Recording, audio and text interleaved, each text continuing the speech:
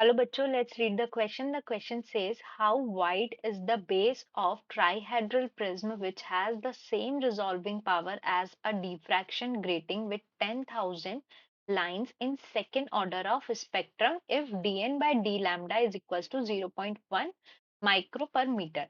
तो इस क्वेश्चन में हमें ये बताना है कि अगर हम एक प्रिज्म बनाते हैं, ट्राइहेड्रल प्रिज्म, उसका बेस का विड्थ कितना होगा अगर उसका resolving power is same as diffraction grating with 10,000 lines of second order spectrum।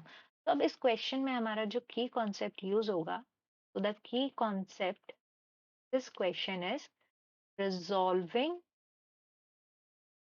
power of a spectrum क्या होता है k इंटू n। यहाँ पे k क्या है, k हमारा क्या है, ऑर्डर ऑफ स्पेक्ट्रम, और n क्या होता है हमारा, n होता है हमारा नंबर ऑफ लाइंस। और एक चीज की resolving power per unit base length ये होता है हमारा dn बाय डी लैम्डा। तो इससे हम ये लिख सकते हैं कि resolving power is equals to dn by D lambda multiplied by width of base. अब अगर हमें दिया हुआ है k की वैल्यू क्वेश्चन में कितनी है, सेकेंड ऑर्डर है, और n लाइंस कितनी दी हुई है हमें, 10,000 लाइंस दी हुई है। हमारा रिजॉल्विंग पावर क्या हो जाएगा, k into N, this is 2 into 10 to the power 4। ये होगी हमारी रिजॉल्विंग पावर। अब let the width of base of prism be w।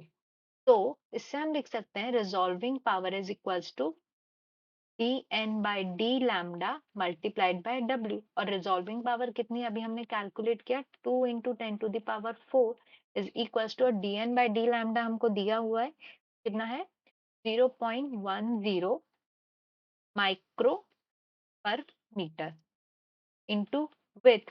तो यहाँ से हमको विथ कितनी मिल जाएगी, W is equals to 2 into 10 to the power 4 divided by 0.1 यानी 2 इंटू 10 टू द पावर 5। और we can write with is,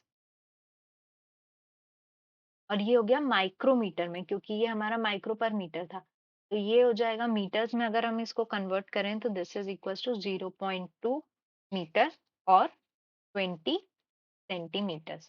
This is the required answer. I hope you understood the question well. Best of luck.